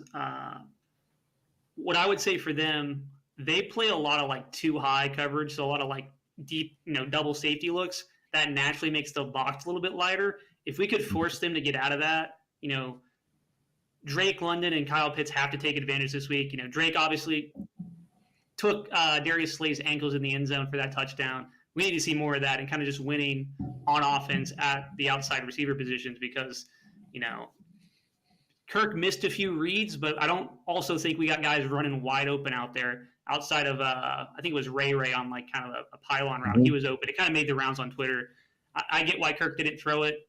He just didn't see it. He's focused on the end. But that's kind of like an alert play. You just got to see it in your vision, make the throw. But that's probably the big thing for me. We just got to do better with Drake London and Kyle Pitts, getting them one-on-one because the Chiefs play a lot of man coverage. So that's the big thing. They're going to send 5 at you. They're going to send 0 at you. And if your receivers can't win, and we talked about the big touchdown Mooney had where he shook Gardner Johnson onto the ground, man, I love that play. That was great. That was 0. They sent the pressure. Bijan stepped up, made a good pass pro play. So we're talking about helping out your offensive line, man. You help out your offensive line with your running back. You beat 0 with the big post. You get a massive touchdown. If the Chiefs try to light us up like that, we need to try to do similar actions and beat them when they blitz us because, if our offensive line plays how they did against the Eagles, they're going to be made to blitz us. So when they blitz us, that's opportunities to make big plays down the field. So that's what I'm looking for the offense to, keep the pass pro up, force them to send pressure, beat the pressure with big throws downfield. Love it. You mean they play the cover two, the two hides, like the Mel Kiper said we should be outlawed? Did you see that dumb shit? Let me rant about this for a second. Did you see that dumb shit? Out of here. I am tired of these. And listen, I like playing fantasy football. I even got into a little bit of sports betting. At no point should someone whose main priority is like high scoring fantasy football and sports betting, let's get these overs. At no point should you ever be making decisions about the sport. You're not what this is about. Great. Yep. If you have to use sports betting to enjoy football, I don't want you anywhere near my sport. Get out of here. I thought Mel only came out of his cave at draft time anyway. Like I didn't know he even still did things on the other. I'm watching that going like, dude, you sound so stupid. Like it's also just dumb because you can still beat too high deep. I mean, do you think Peyton Manning wasn't beating too high deep? Like, you can just do these things. The corners can go deep. The corners can be set back. Like there's that was just it was hilarious. It was dumb. Yeah, if anybody didn't see it, Mel Kiper, y'all can just go Google it. You'll find out. Mel Kiper wanted the too high shell to be outlawed by the NFL. Like literally said he wanted the refs to be like, hey, you guys got to move up closer. You have to get closer to the line, like so he can see deep passes and stuff like that, which is hilarious. So anywho, all right. So defensively, for the Chiefs wise, defensively, obviously Chris Jones, is the man doesn't seem to age. He's still wrecking havoc every week. The biggest problem with him as opposed to TJ Watt is he's everywhere. He's inside, he's outside. I don't know why they would look at the film from week 1 and not say you're going to just sit here and destroy Caleb McGarry the entire game. But I mean, we do have, Dahlman's a little light. He's been doing well, but little light, as far as weight goes. Bergeron's still second year. Like there's places along the line he could take advantage of, I guess, but I don't know why they wouldn't start with Caleb and just spam Caleb and see. But hopefully we give Caleb help, just like we, and we better. Exactly. But like, that's a concern, but offensively too, and I think every show I've seen has talked about it, and it's just because it's been so dramatic. Both first, like Isaiah Likely and Gesicki destroyed the Chiefs the last 2 weeks, both tight ends, right? I mean, they counted for a ton of yards. We got a guy that needs to really, really, really break the hell out in Kyle Pitts. And I mean, obviously it goes along with the offense and stuff like that, what's called and what's not being called. But man, if he's going to have a day, like, now's the time to do it. Yeah. I'll say, in terms of how I think they're going to approach this defensively for the Chiefs, a lot of the reason the Titans kind of went off against them is because they were playing that man coverage, because they were using one of their safeties over Jamar Chase. So they basically like, we're going to man you up and have the safety help over the top, and everybody else is just manned up. So they did that. That said, they didn't do it week 1. Are they going to do it versus us? Are they going to look at Drake London and say, we need to double team you? I don't know. And if they don't, we need Drake London to win. And that's the same way we need Kyle Pitts to win. We need to force teams to start actually game planning for us. Because they're just running out there. They're saying, you know what? We're just going to do what we do. Corner, one-on-one. You know, we believe in our guys. We need to force them to be like, okay, this Drake London is a problem. We got to have a plan to attack him defensively. And we just haven't had that sort of production. Kyle Pitts needs to do it. Someone, you know, Ray, someone please make some plays downfield and like beat one-on-ones and give us position to actually make big plays. Yeah, to me, it has to be a beat one-on-one game. If, like you just said, they struggle with tight ends, this is the game to let Kyle go loose. Like that's enough said right there. So it's like you can't outthink yourself, though. You got to do what their weakness is on offense and on defense, and you got to attack that. And if I'm gonna be honest, if you think I love Gesicki, like that's my man. I think he's very talented and he's underrated. And like he's cool. What Kyle Pitts is supposed to be, if they did good against you, oh my God. It's like, man, come on, man. If my grandma could dunk on you, imagine what I'm gonna do. Imagine what I'm gonna do under. So like Kyle Pitts should have a field day, and they should scheme that. They should scheme that outcome. Let that man go. Yeah, we still haven't seen him go off. I don't know what people consider go off, but I don't consider I've ever saw the man go off, like just torch. Couldn't be stopped, blown me away in the game. So let him loose in the against the team that struggled the most with the tight end. Let him loose. Zach Robinson. And I'll say this, you know, to his credit, I thought he did a terrible job, straight up terrible job blocking week 1. Week 2, I'm not going to pretend it was Charlie Warner out there. Charlie Warner was making some real good blocks. But Kyle Pitts, he showed more effort, and he just tried. Because he tried, it was fairly effective, you know, for what we need him to be. So bad to say. It reminds you, like, you know, that's Austin, real bad. Because he sounded like a teacher when he said that. So it's real. He was like, because you tried. You get partial credit. This is a real thing for me. Like, this is going to be kind of tangentially here, but as far as I'm concerned, tight ends and wide receivers blocking in the run game, it's all effort. Like, you just have to care about it. Like, Drake London cared. Yeah. Drake London this past week was blocking the hell out of people. And because he did that, we're turning Bijan runs from 6-yard gains to 12-yard gains. And eventually, you're going to be the guy who makes the block, and the next thing you know, that's a house call. So, like, to me, it's a buy-in thing. And with Drake, you know, I talked about this in my film review that I did, but when your wide receiver one's blocking, what does that tell the rest of the room? If Drake London's out there blocking, you know, that's why we saw Ray downfield blocking, because he said, well, my number one guy setting the example here. I need to get down there. I need to make some blocks too. And Kyle Pitts, you know, I'm sure they got on him week 1. They said, you need to put some effort out there blocking. And he did. And because he did that, we had some good plays due to it. So we saw Bijan blocking. What's that? Bijan. Yeah, blew like Nolan. Bijan was even blocking. Like we saw him get a good block in. Yeah, he had some good ones. Yeah, not just a Nolan Smith. He picked, like you said earlier, in the zero, he picked up the blitz there, and you can definitely see that improvement, you know, in his game for sure. And you know, one reason that they've had an issue with tight ends. I mean, their linebackers are good, but I mean, Drew Tranquil, we've faced him before. Remember, he got like the hell out by Cordell Patterson when he was with the Chargers. But Leo Chanel, good young linebacker. Good against the run, not great against the pass, you know. So they rely on their safeties. So there will be, whether it's Justin Reed, Jaden Hicks, you know, Brian Cook, those guys to really deal with, you know, the tight end, like I said. And you know, that's something. And if they do happen to say, hey, we're not going to let Kyle beat us, we're going to double him. Okay, then like you said, Drake, go eat, buddy. You know, or if it's Ray, go eat. Whoever, Darnell, who again, route running is probably maybe the best route runner on the team. Go do your thing, man. So yeah, that's absolutely right. That's why I say it's an octopus, John Yates. We sucked so bad week 1, it don't, man, you don't know. It's like the Kennedy jump. You don't know where that shot came from. You don't know where it's coming from. Like it could have came from the car. Is it somebody behind the grassy knoll? You don't know. And I'm telling you, he gonna have a hard time. As much as hard of a time as we will have scheming against their offense, I'm telling you, that man is stressed out right now. He got to be the octopus. And your defense is cool. It's not prepared to be no octopus. Well, look, the great thing is too. Look, this is only Zach Robinson's third game, and that improvement, that jump from game 1 to game 2 is huge. Yeah, only get better. The offense. Kirk. Right, Kirk. Exactly. Kirk's only going to get better. Hopefully, they're all just going to work together more. I mean, like it's we should only see improvement. Now, of course, there's going to be defenses that come along and do their thing. That just happens. It's the NFL. But overall, we should start seeing that. Bro Talk said Hassan Reddick. Maybe. Dude, I don't know. I have no idea what's even going on with him these days. Yeah. The money to do that? I don't even know. Lieutenant Michael Ward said the fact that Eddie Goldman is still playing is a shock to me. I'm glad he didn't retire. Dog, like Steve said, he give effort. You could see he go all out. I love it. MacTown Dirty says, is it just me or does Anderson seem afraid of his injury recovery? I don't. You see, because you'll see him around. He's just sometimes either late or missing a gap assignment or taking a bad angle. Dog, it's like a room, but like the vacuum thing, it just go at random places. Sometimes it's where he's supposed to be, and sometimes he went right past the thing he was supposed to clean up. Yeah, but I just want to say this. I got it because I know he got trashed on the internet. I saw it a lot. Is people saying we need linemen back? Troy overrated. When Troy get it together, his natural skill set is so amazing that when he get the mental side of it, Troy is going to be ridiculous. You got to know that. Yeah.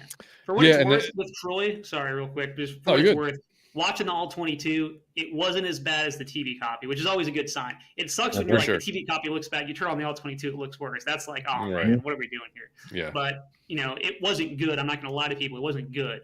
But it wasn't as bad as it seemed on TV. Some of it's just, it's hard one-on-one in space with Jalen Hurts. Some of it's, you can't see this on the TV copy, but he's actually covering someone. Because he's covering someone, kind of look for the receiver. The 2 seconds he looks away is the moment Jalen Hurts starts running. And it's kind of like, I get what happened. So hopefully he can step up and play better because we need that. But I don't think it was quite as doomer, kind of the big explosion on how bad he played. I don't think it's quite warranted. He wasn't good, but listen, I've been a Falcon fan for a long time. We've seen worse linebacker play for sure. Thank you. Yeah, he's still young, y'all. He's still a young dude.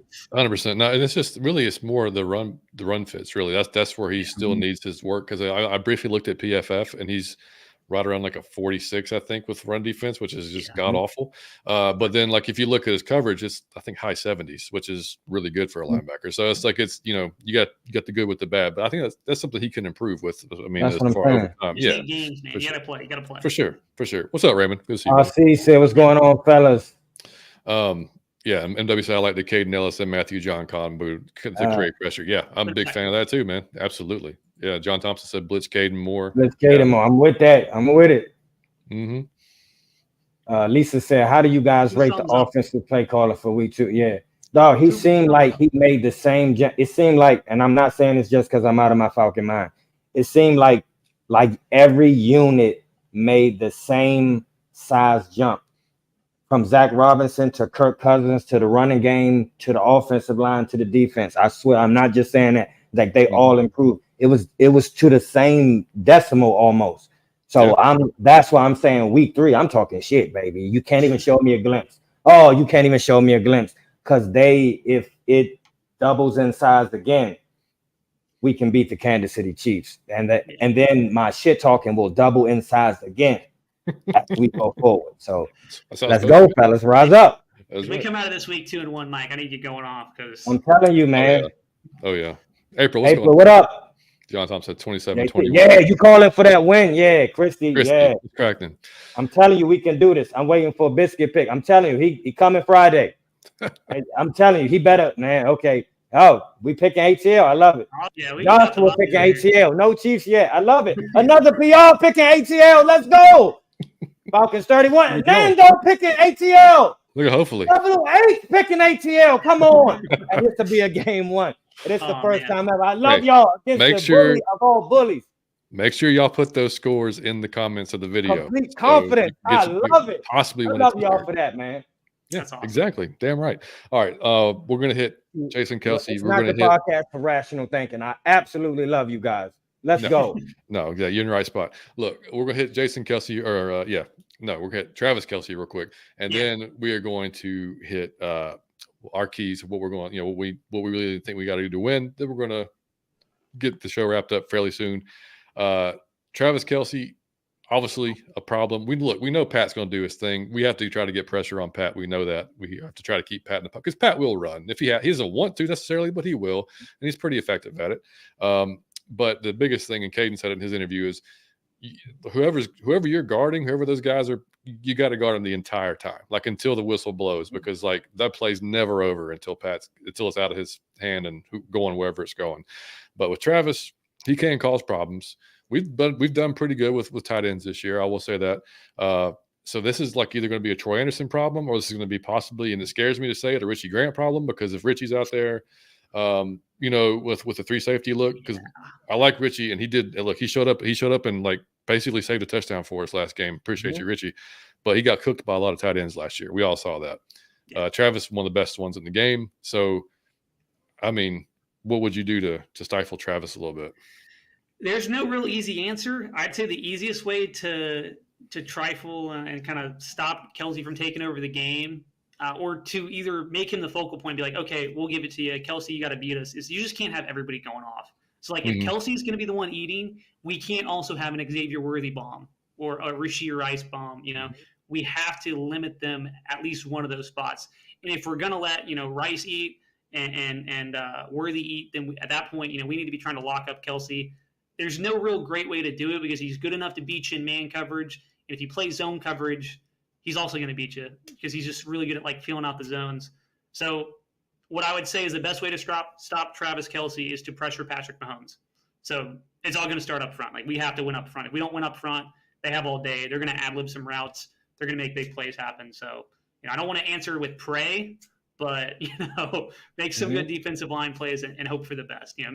Hope you get lucky, essentially, is what I'd say in pass coverage. Your mic down. Oh, your mic died, John. I thought I was muted. I was like, what the hell's going on? Your mic. Oh, appreciate you. Yeah, no, it's I mean, you almost have to have a little bit of luck involved when you're talking about that. I mean, and maybe Taylor doesn't make the trip. Maybe that's the kryptonite. Maybe she's not there and he's not amped to go show off. And someone got to pay Taylor to take him out the night before party or something. Right. Go out to the town, have fun in Atlanta. Get them riled up. Somebody's got to get him like to Magic City or something. So they just got a big argument. I'm with that. Hey, you know what? That should be my job going forward. Off the blank, the best player on the opposing team should hang with me every Saturday night. Especially this, you could get him in a big argument the night before the game. Yep. Like, why was you out last night? You're like, I actually like Adele more than Taylor, and then boom, see? Fireworks. Never know, dude. I'm with it. Yeah, Lisa, Tyler's good. He was full pistol today. He just had a hip injury, but he's straight. Anyway, all right. So basically, man, the keys kind of boil down to, the D. You're going to have to ideally, I would love for us to be up more than one score at the end of the game, because anytime you give Pat the ball at the end of the game, it's like never feel good.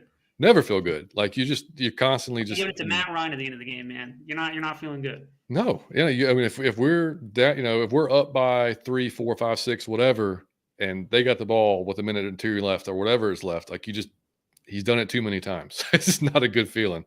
So I would love to be up more than one score. It's asking a lot, but I would love for that to be up. But really, it's just, I mean, like you just said, the defense. I mean, it starts up front with the line, getting the pressure, playing the entire game. The guys in the secondary not letting the receivers get loose, like you said. No 70-yard bombs. And I think we have to steal it. We have to steal one at some point. Whether it's Simmons, we know Simmons, we've heard all week long, most successful against Mahomes as far as interceptions go. It'd be great if he got him this week, or if it was just, I don't care who gets him. Somebody get him this week. Get a turnover, maybe even score off that turnover. Like, that's what I'm saying. We got to steal a possession. We need to and score points off that possession, to really, really make this a good game. But I'm a lot more confident. Just even if we had not have won that game, like just seeing like the progress, I'm still more. But now the fact that we won it, and seeing that last drive, a lot more confident. But I don't want to go too much in the defense. We already talked about a little bit, but I will say in terms of stopping their secondary, I think it hopes that Jesse Bates and Simmons are both pretty good man coverage. And when they send these vertical routes, it's not always going to be on the corner. Sometimes based on the alignment of the receivers or whatever, it's going to be on the safety to carry them vertically. And a lot of times that when you'll see the coverage break down, because the corner's passing it off to the safety doesn't realize it. Next thing you know, you got someone wide open. So I think we have two really good safeties there to kind of communicate. And, Jesse Bates loves to cheat. So, maybe Mahomes is making the right read, but Jesse Bates decided that, I'm just going to roam here and try to make a pick, and we get a big turnover. So that's kind of how I'm looking at it. We need the safeties in particular to kind of hold up and make some big plays. Yeah. Yeah, exactly right. Back to the panel, I see Landman is on injured reserve. Will he make it back this season? I think he definitely. It's short. I think it's short-term reserve. It's like 3 or 4 weeks. Yeah, he's just got like a nagging, I think, quad and calf injury, but he's good. 3 Dirty has something. Where'd he go? Yeah, he said, I'm glad that the Falcons got a taste of the bright lights on Monday, so they're not overwhelmed on Sunday night. Yeah, exactly. And we'll be home. Exactly. You pour all your life and you taste that caviar, you want it again and again. They tasted champagne. They tasted the good life. They got some respect all week from the national media. That's different for us.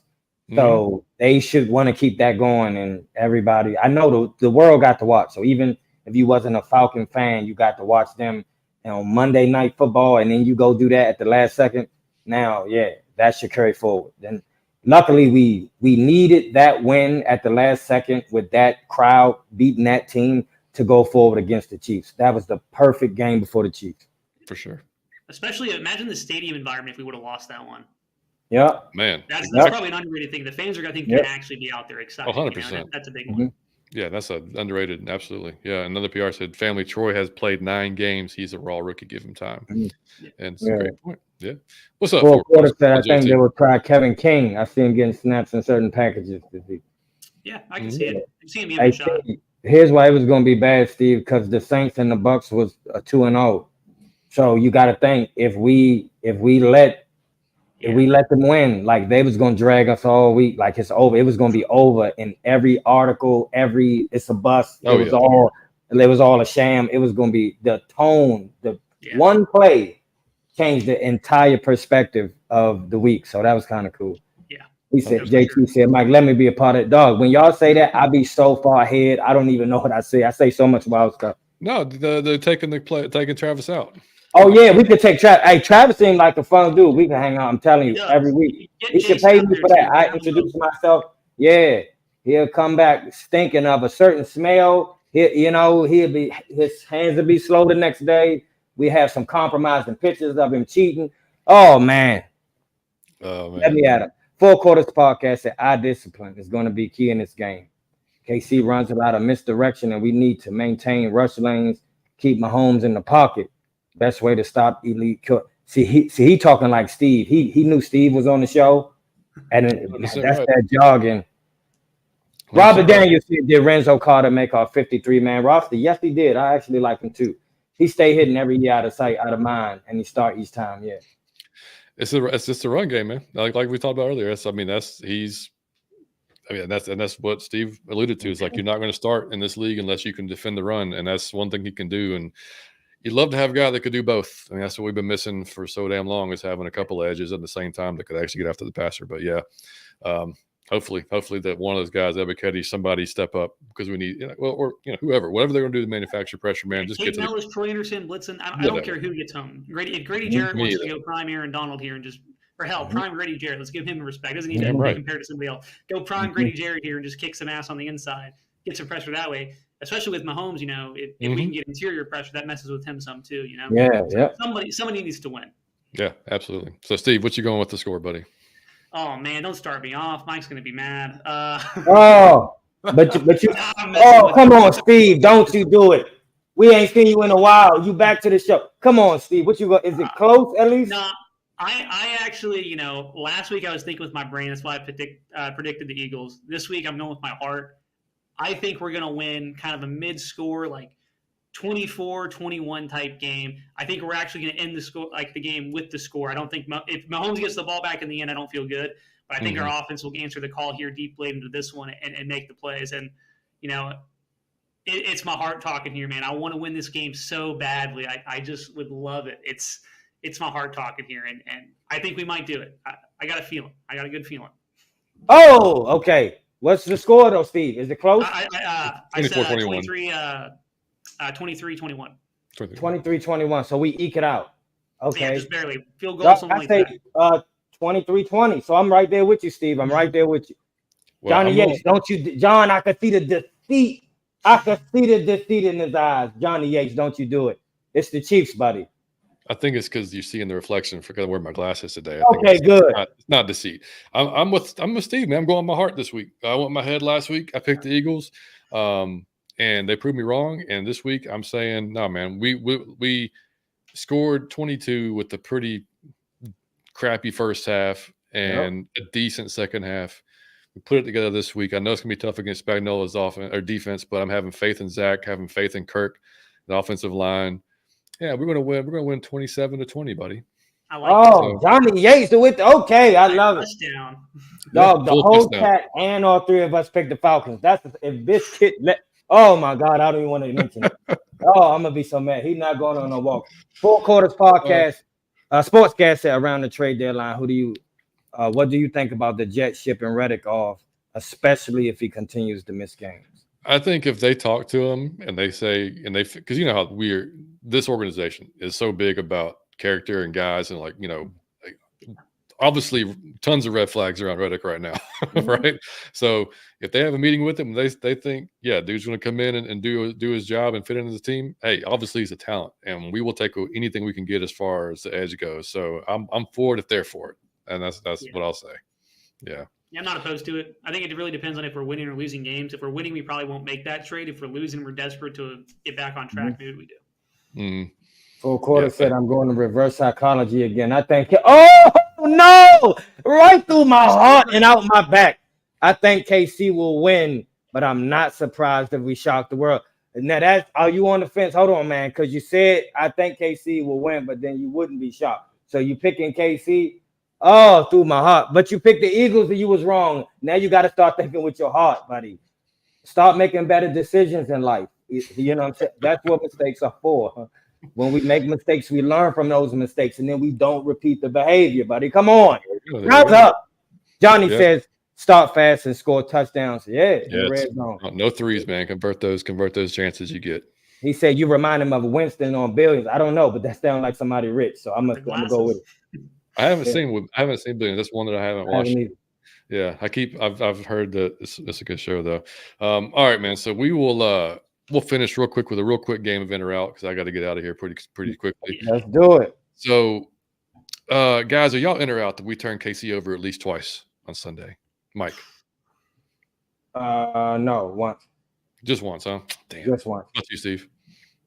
I mean, if I'm going to be predicting us to win, I think we got to turn them over a couple times. Now, do I actually think it? Yeah, I'm gonna say I think we're gonna turn them over twice. I think we're gonna get like a fumble or something, and maybe we pick Mahomes off. Let's go. I got one. Are y'all in or out? When I was a kid, not only did I play this, but when you would drive through the streets of neighborhoods, it was always a group of boys playing football on Saturday or Sunday in a random field, right? I haven't seen that in years. I just thought about that the other day. Like, there's nobody grouping up to play football. The whole neighborhood would come in, like every neighborhood. It would be a patch of grass that wasn't even a field. That 12 boys, however many boys would come, and they would play football against each other, full tackle, like the men we were. Now I drive around. It's no one playing football. I just thought that was weird. Are y'all in or out? Bring football back for the kids. Bring it back. 100%. What are you talking about? Dude, I've played more not tackle football with no pads on than I can tell. I mean, I'm probably paying for it now with my, but I mean, absolutely, dude. Absolutely. It teaches you about life. Nothing better, dude. Oh, yeah. I mean, taking on guys that are way bigger than you and getting your belt wrong. It's great. Nothing. You learn to be tough. Nothing like it. All right. In or out, Kyle's going to have 5 or more receptions. Yes, I'm in it. I'm totally. He's going to have like 8 or 9. That's quick. I want to believe. I want to believe in Pitts so badly. I really do.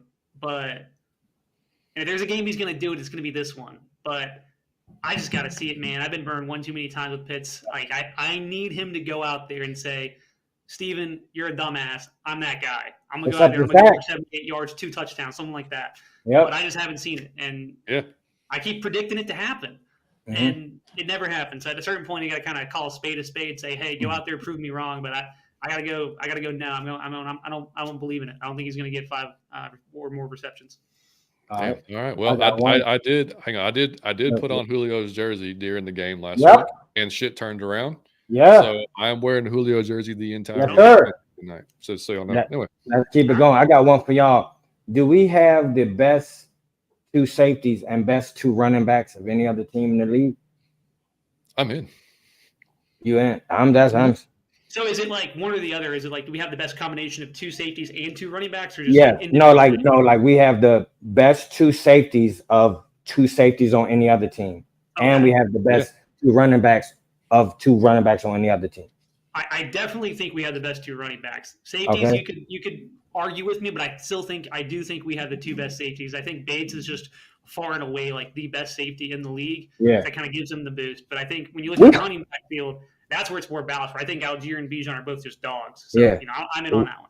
We are talking loads of shit on this episode. Like everybody is talking shit. I mean, I enjoy this. Hey, all right. So that no more in or out, but I do have an underrated, and I'm gonna go Mr. Blank because he is being honored. He's going in the Ring of Honor on Sunday. For all of y'all old enough to have been here with the Smiths on the team, I cannot tell you how different it is since Arthur Blank took over. Whether it be the stadium, the upgrades, everything he's done and if you listen to the players, not one player has a bad thing to say. Everybody's like, man, he's a great person. He's a great person. You can disagree with some of the things he said over the years, but look, man, you look at like what Jerry Jones, how just overbearing that guy is, and look at just some of the different owners around the league. We are very lucky to have that man running our team and owning our team, not running our team, owning the team, and just a different cat, and just like I said, just a great person. So he definitely deserves it. I'm glad they're doing it now and they're not waiting until he's gone. Whenever that may be, I hope he's around for much longer. But you see it a lot of times where they honor a dude. It's like, well, man, he'll be able to experience this, and hopefully it's a huge crowd. Hopefully they, give him a standing O, not like the assholes in Philly did when they're flicking him off and whatever. Yeah. That's going to be huge. So I want to say this, man, not only for the team, but what he did for the city of Atlanta. If y'all knew how involved that man was with that man, like a saint. So he do a lot of cool stuff for a lot of poor people in the city of Atlanta. That's a good man. 100%. Yeah. I mean, just philanthropy, everything around it. I mean, just, and I'm not, like I said, I don't even want to talk about the football stuff. Like I said, what do you know? It's just the person, the man he is, what he's done for the franchise, what he's done for the city, everything. Just awesome. And like Thompson, a different atmosphere. 100%. So y'all around for this team, man. Yeah. So I do want one more. I want to do one last one. Let me see. I'm gonna go overrated. I'm gonna switch it up and say celebrities because I gotta say this. Don't take voting advice from celebrities, man. Because he can shoot a basketball, or she can sing, or like he can dunk. He has a strong arm, so he can throw far. He can rhyme words. He can jump high. He can dance really well. They shouldn't be giving you. It shouldn't sway your opinion to where somebody get their opinion and then automatically you like, you know what? I'm going with whatever that is ridiculous. I don't care how cool the person is at what they do. You can keep that separate. You're a great singer. You're a great this. You're a great this. But I don't even want to hear your opinion on politics. I don't even care to know your opinion. Your opinion is irrelevant on politics, on who I vote for. Now, if I broke up with somebody and you got a song of breakups, well, now we can talk about whether I should buy it or what the singles are. But I'm just saying, man, don't stop. Famous people should not sway votes or an election. That is ridiculous. That is you being still a child. Remember when you was a kid and you looked up to like Allen, you looked up to some, oh, wow. And it like you still doing that, but you 30s and 40s, you need to reel it in. And you understand that you are just as much as an adult and probably older than the person that you're taking political advice from. So please don't do it. You can be a fan of them without taking political advice. That is a bit ridiculous. real fast. There was a message Kerry sent out there talking about, how we're supposed to breaking down film and just thanking me for being putting the videos out there. I just want to thank you. I was very hesitant on making this stuff. I kind of sat there and I thought about it a lot, and I was like, I think I might enjoy this, but I'm not sure. I actually remember, the first time I came on here, Mike, I remember you saying I should do some sort of content, and that was in my head too. I told you. I was about to say, we pushed them into the street. That's what really happened. So just thank you for watching. I really appreciate that. Part of it's because I watched the film anyway. So my process there was just like, I'm going to be watching and breaking it down anyways. Why not put it out there? I don't care if 2 people view it. I don't care if 100 people view it. I don't care if 1,000 people view it. I just like talking about football. And then how I learned so much, I'm just a fan essentially. And there's been a lot of people who've helped me out, and there's other people in the Falcons here too. Like, this offseason, I talked to JR a lot about some of the coverage stuff. We were kind of bouncing ideas off each other. I talked to DMC. I talked to Bro Talk. There's a lot of people out there who just gave the time of day to me. So, I just wanted to thank them because, them helping me out kind of gave me the push I needed to feel like, what, I think I know enough to kind of put some content out there. My mom always said I was good at talking fast, talking a lot. So I was like, hey, maybe I got the angle for it. So just thank you, Kerry, for saying that. I really do appreciate it. It kind of motivates me to do more. And obviously, absolutely, like you were ahead of the curve here telling me to get out there and do stuff. So shout out you. Underrated. Man, the first time I talked to you. 2 episodes in a row yourself. Man, that's 2 in a row. Let's go for 3 somebody next week. Biscuit, come on. No, like the first time I talked to you, it was like talking to John Madden. I said, like, I knew you knew what you was talking about because the way I was like, oh shit, I didn't even think of that. It was really interesting. So I knew you would be great at that. So that's expected, buddy. But congratulations. Appreciate it. Yeah, man. Yeah, I mean, I definitely encourage y'all. YouTube at Harrah ATL. That's if y'all listening, it's HARRAH ATL on YouTube. Check them out. And because look, even if I do mine, the weeks I'll have time to do the all-22s, check them both out because they're going to be different. There's a chance he's going to have different plays, and I'm going to have different plays. We may have different takes on it, which is cool too. And John's going to have fart noises and a bunch of things through his. I can guarantee you, Steve won't have. No, I mean, if you want the 7-year-old version of the all-22, you want the out of your Falcon mind one, you come on down, please, because I'm going to talk to you from both. Listen, I'll say this, and I know I told you this before, but anytime someone takes the time to break into the film, it's something I appreciate because even if you don't, I'm not an expert in this stuff either. Right. But, if you just watch enough with the intent to try to learn, you're going to pick stuff up, and that goes even here. Just doing the podcast, y'all are talking about stuff. So just through the process of like talking about matchups, talking about different things, you're just going to learn more. It's kind of the fanatic people who want to know more about the game versus the kind of the casual just tune in on Sunday. Falcons lost again, man. Who so-and-so sucks. So anybody listening to this podcast is kind of in that. They're on here trying to figure out what's going on with the offense, with the defense, and like it doesn't always have to be the film. Just seeking out more info. I always appreciate people who want to learn because that's kind of how I am. I hate not knowing stuff. I hate beyond that. I hate not being good at something I'm interested in. If that makes sense. Like when I'm playing a game, I want to be good at the game. If I want to be into football, I want to be good at being into football. Like I want to know what I'm talking about. So I just appreciate anybody who kind of does this as well. Both of you doing the podcast, people in the chat tuning in, watching your own all-22 breakdowns. I don't give a damn if you don't know anything about football. The moment you open up that tape, more than 95% of the people out there watching. So that's how I feel. Yeah. So I want to say this real quick. So the reason why I love your all-22, John, and the reason why, man, if y'all knew how much I pressure John to do this every week, it's ridiculous. But here's the reason why, man. It's because I know you understand it, but you don't understand that a lot of casual fans, like the way you break it down, is for us to understand, and it's like humorous with the noises and the graphics. So I always like, dog, it really be teaching us because it be shit. I was like, oh, I didn't think about. Oh, I would have thought I thought something different on that play. Like I was going off for 3-4 days saying the wrong thing.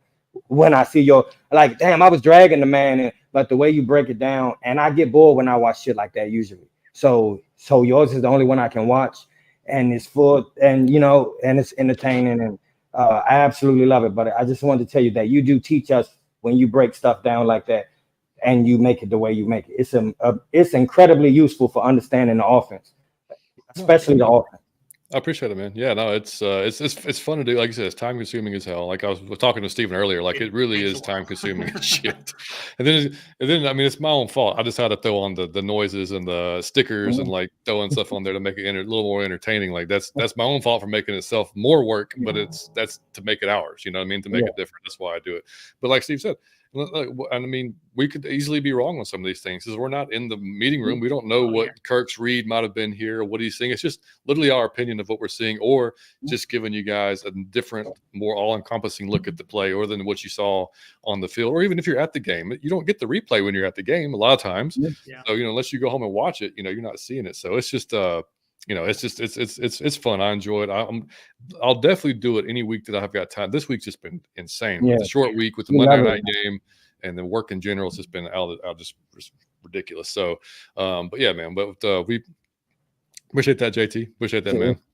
Appreciate you for coming. Y'all watching, of course, buddy. I don't miss football. Sure. I watch every game I can watch. John was playing Evan back. I love that. Yeah. I wasn't going to put that in there. Yeah, I mean, it was just like I said, I was struggling anyway, and then he just came and popped on there on the screen, and I was like, you know what, I'll just leave it as part of the video and have fun with it. So, but anyway, all right, guys. Well, man, Steve, dude, I think we're good. Thank you so much for coming by. Thank you so much, Steve. Thanks for having me on, guys. Again, at the end of the day, I just like talking football. So anytime I can get up here and talk with people who also like talking football, it's a great time for me. And obviously, you two are some of my favorite people in the space, in the Falcon sphere. So thanks for having me out. We appreciate you, Steve. We love having you, buddy. Yeah, man. So it's at Harrah ATL on YouTube and on Twitter or X or whatever the hell. So feel free to read. Anything else, Steve? Is that the two? As soon as we make the playoffs, we having you back on. The moment we know we're in, we having you back on. This is all I got. I got the YouTube. I got the Twitter. It's this. I made the YouTube, and I was like, well, I already got my Twitter handle. That's where I do most of my breakdowns in the past. So I'll just keep it the same. So you can find me Twitter, YouTube, same thing. Don't have any plans to do anything other than YouTube videos right now. If anything changes, I'll let y'all know. But right now, it's just talking about football and breaking down the plays. Yeah, no, exactly, man. Rise up, y'all. Yeah, look. Y'all have to believe. I love it. Exactly. So again, drop the score prediction in the comment section of the video. If you did it in the chat, go back and do it after I post this video. After the video is on there, and the first person that gets it right, we will send out a T-shirt out of your Falcon Mind T-shirt, whichever one you want. You want the new tie-dye version? You want the old school version? Like whatever you want. Options. You got different colors. Whatever you want. Well, you can go on the website, pick it out, man. Yeah, Steve, appreciate it again, Bannon. You guys can follow us out of your effing mind on X, out of your Falcon Mind on Twitter, on TikTok and on Instagram. Guys, John is half asleep. Jesus, buddy, look, I love it, though. John, it's like the flu game. This Johnny Yates flu game. I love it. Look at the grizzled veteran still putting up 42, man. I love it. 3.5 hours of sleep. I got the pre-gym. Sure. I love it, buddy. I mean, I'm about to fall off the chair. I had the dude tell me last time he'd been gone for 2 months. Look, I'd aged 30 years. So, it's like, just hit me into confidence, man. I love it, buddy. But look, I love all the people like Falcons fan forever, 2722. Love it, man. Yes, sir. Mike, I know you're alone in here. We only have one prediction, and he was even trying to jinx it, right? Exactly. Yeah, that's what I'm saying. So much I love it. Man. We get it out there. Yeah, man, put it in the universe. I love it. Look, y'all can email us atlfalconfancast@gmail.com. We will be back probably Monday since the game is Sunday night. You know what, Mike? Let's just, if we win, maybe we come on Sunday night. Oh, hey, dog, if we win, we will do Sunday night. I am all for that. If we win, you're going to be in Nebraska on Sunday night, aren't you? No, I'm going Monday. Oh, okay. So let's stay up. But if I went Monday, we can still do it live from Nebraska, baby. I'm a traveler, man. All right. But what I'm saying is I would much rather do it after a win from live from the home. Live after the game while I'm screaming at the top of my lungs. That's right. So if we win Sunday Night Live, we'll be here after the game. If we do not win, we will be here Monday at some point in the evening time to recap it.